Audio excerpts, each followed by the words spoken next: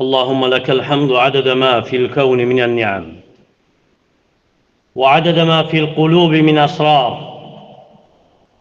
لك الحمد يا من جعلت الكلمة الصادقة نورا والموعظة الصالحة حياة للقلوب. لك الحمد يا ربنا على نعمة الإسلام وعلى أن أكرمتنا بنبي رحيم علمنا الحلم والرفق والرحمة. نحمدك على ما أنعمت ونشكرك على ما ألهمت ونسألك أن تجعل كلامنا خالصا لوجهك وأن تفتح به القلوب المغلقة وتحيي به النفوس الميتة.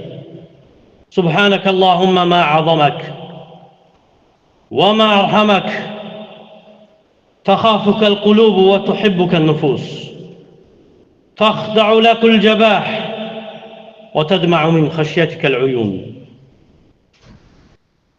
نخاف عذابك الذي لا يطاق ونرجو رحمتك التي وسعت كل شيء.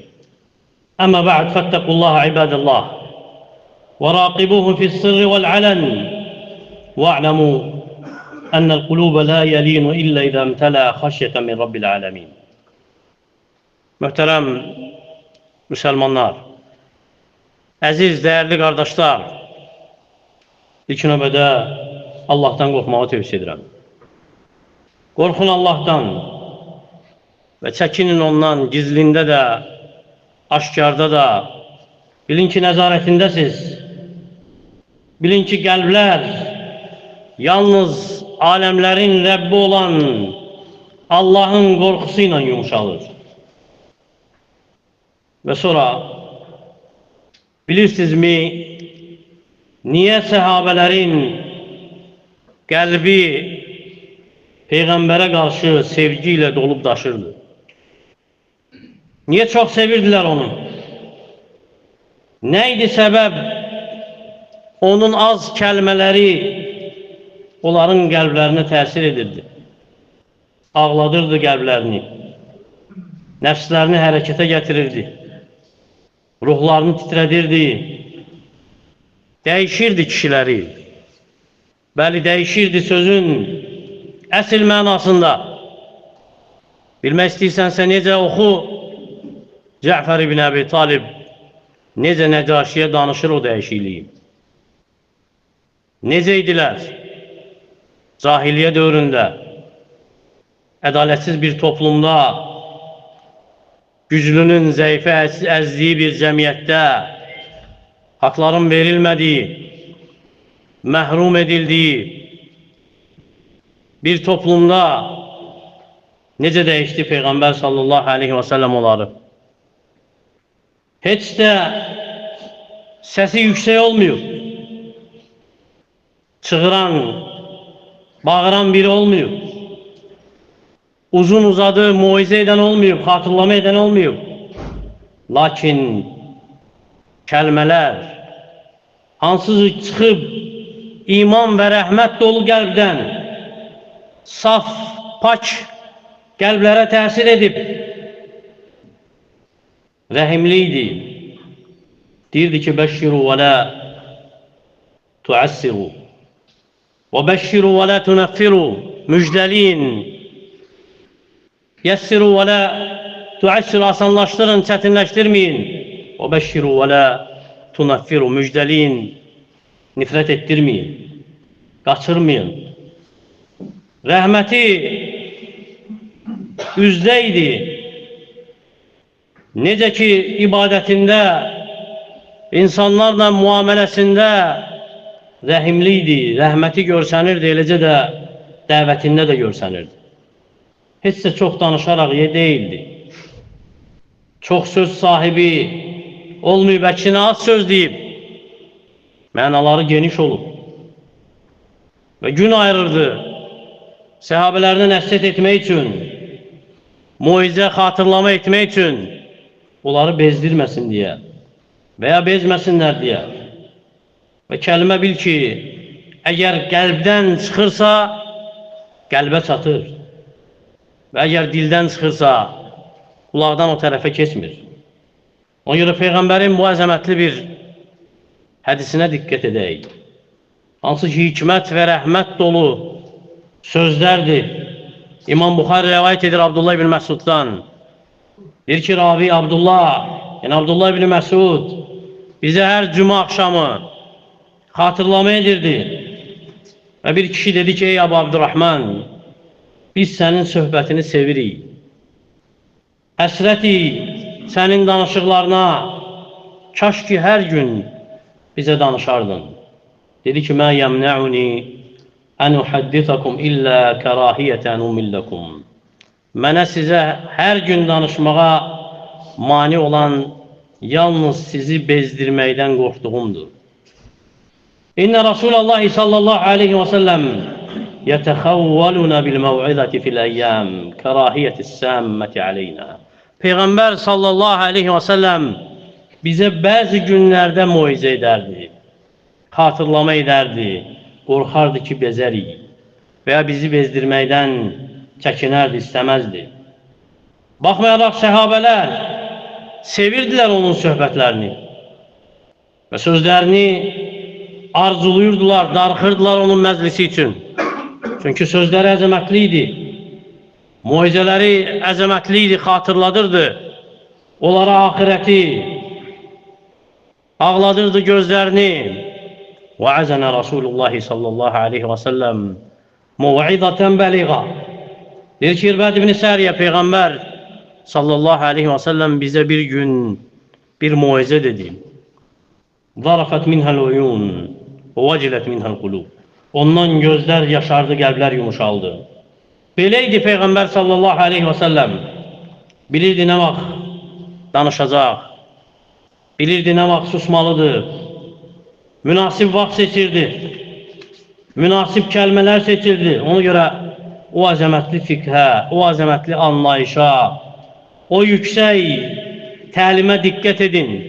O ədəb ki, hansı ki, səhabələr öyrənib ondan. Orta yolda olmaq dəvətdə, mülayim olmaq, nəsihətdə, şəfqətli olmaq moizədə, həris olmaq ki, təsiri çox olsun. Həris olmayıblar çox danışmağa.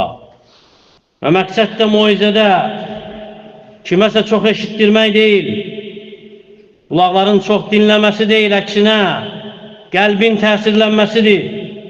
Hansı ki, nəfsi dəyişir, əgər təsirlənsə qəlb.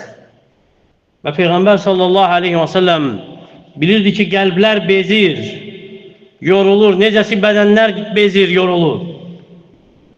Və kəlmə qəlbdə sabit olmur, qalmır, əgər şəfqətlə, hikmətlə, mülayimliklə ərz edilməyibsə qəlbə. Necə ki, bitki qədərində sulandıqda bəhrəsi olur, yetişir, gözəl olur. Qədərindən, ehtiyacından çox sulandıqda boğulur, məhv olur. İbn Rəcəb rahiməhullah deyir ki, moizə, nəsihət çox olarsa qəlb bezər. Lakin az olarsa faydalı olar, səmərəsi olar, yəni bərəkətli olar. Və sələflərdən bəziləri deyib ki, qəlb əgər bezdirilərsə kör olar və əgər sərbəst buraxılarsa xatırlayar, qəbul edər. Və deyiblər ki, moizə xatırlama qəlb üçün qidadır və qida həddindən çox olsa bədəni fəsad edir, ifsad edir və əgər qədərində qoyulsa onda fayda verir, bədəni gücləndirir. Cəsəd ehtiyac, necə ki cəsəd ehtiyac duyur yeməyə qüvvətlənsin deyə, eləcə də qəlb ehtiyac duyur xatırlamaya ki qüvvətlənsin. Ona görə nə qədər çox dəvətçi var günümüzdə, nə qədər çox insanları xeyrə çağırmaq istəyən var, xatırlama edən var. Lakin Peyğəmbərin bu fikrindən, bu ədəbindən kənardır. İnsanlara ağırlaşdırmaqdan başqa işi yoxdur. Çox danışığı ilə, təkrarlaması ilə moizə edir rəhmətsiz, şəfqətsiz.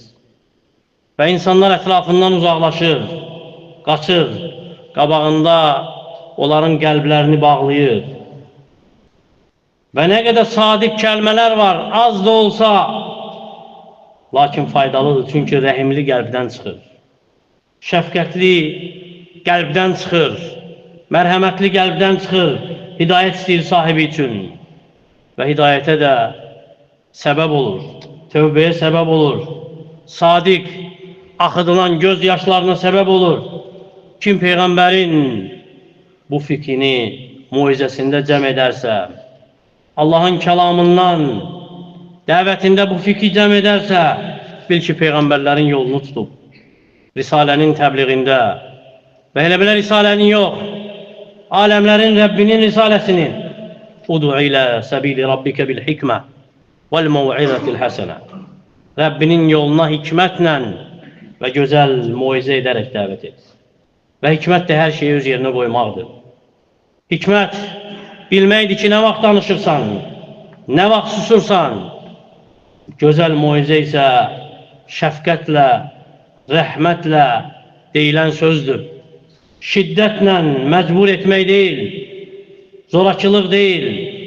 Ona görə nə çox ehtiyac duyulur Peyğəmbərin dəvətində etdiyi rəhmətinə, şəfqətinə, mərhəmətinə. Hamımız ehtiyac duyuruq buna. Evlərimizdə, övladlarımızla, minbərlərdə, insanlara xitab edəndə, mədrəsələrimizdə, məktəblərimizdə, məscidlərimizdə qəlblər xatırlanmalıdır, qaçırılmamalıdır, qəlblərə yorğunluq gətirilməməlidir, əksinə nəfslər bina edilməlidir, inşa edilməlidir, qurulmalıdır, parçalanmamalı, dağıdılmamalıdır. Din yüksək səslərlə yayılmır. Din çığırmaqla, bağırmaqla yayılmır, əksinə sadiq kəlmələrlə, səxavətli, gözəl əxlaqla və bil ki, qəlblər əgər lazımsız sözlərlə məşğul edilsə, haqqı eşitməkdən zəif olar. Əksinə, muizə xatırlama mərhələli olsa, tədricən olsa bezdirməz, ehtiyacı qədər qidalandırılsa qəlb, xatırlandırılsa, elm verilsə ona, sabit olar, saf olar, doğru yolda olar. Ona görə də dəvətində şəfqətli ol, mərhəmətli ol, nəsihətində lütfkar ol və təlimində tədricən təlimini et, mərhələli et. Və qulu linnəsi husnə. İnsanlara gözəl söz söylüyor.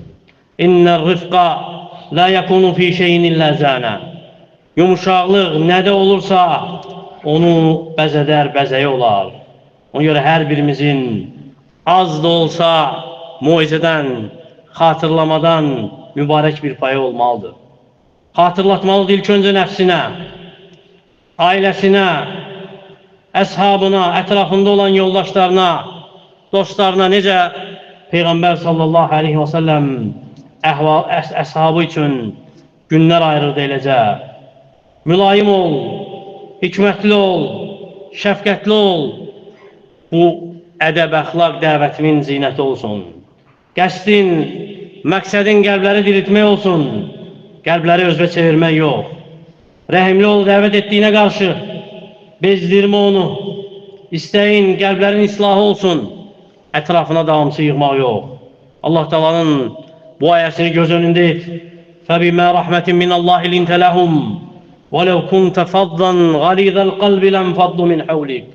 Allah'ın rəhməti, yəni lütfiyle onlara qarşı yumuşaq oldun. Əgər sərt qəlbli olsaydın, ətrafından dağlardın. Və ən əzəmətli islah dəvətçi üçün dəvətində ən birinci öz nəfsindən başlamasıdır. Ən böyük islah insanın öz nəfsini ilk olaraq islah etməsidir və qəsdi qəlbləri hidayət etməkdir. Ağılları əldə etmək yox, ağılları razı salmaq yox və bir şeyi də unutma daima. Bil ki, qəlblərin açarı da, hidayət də Allah Taala'nın əlindədir. İnnəkə lə təhdi mən əhbəbt, və ləkinnəlləhə yəhdi mən yəşə. Sən istədiyini, sevdiyini hidayət edə bilməzsən. Allah Taala istədiyinə hidayət verər. Allah Taala bizi mərhəmətli dəvətçilərdən etsin, hikmətli xatırladanlardan etsin, bizə ixlas, qəbul nəsib etsin. Allahım qəlblərimizi islah et, qəlblərimizi riyadan, dilimizi təkəbbürlükdən, əməllərimizi kiməsə göstərməkdən, eşitdirməkdən qoru. Allahım, bizi o kəslərdən et ki, muizə edəndə özləri də faydalanar. O kəslərdən et ki, xatırladanda özləri də ibrət götürər. Allahım ölkəmizi, digər müsəlman ölkələrini xətadan, bəladan qoru. Müsəlmanları izzətləndir. Allahım bizi xeyrin açarı et. Şərin qapısını bağlayanlardan et. Bizi Muhammed sallallahu aleyhi və səlləmin ümmətinə faydalı olan insanlardan et. Və sallallahu alə nəbiyyinə Muhammed və alə alihi və sahbihi əcməin. Vəlhamdülillahi Rabbil ələmin. الحمد لله رب العالمين والصلاة والسلام على أشرف الأنبياء والمرسلين نبينا محمد وعلى آله وصحبه وسلم تسليما كثيرا. عباد الله، إن الله يأمر بالعدل والإحسان وإيتاء ذي القربى وينهى عن الفحشاء والمنكر والبغي يعظكم لعلكم تذكرون.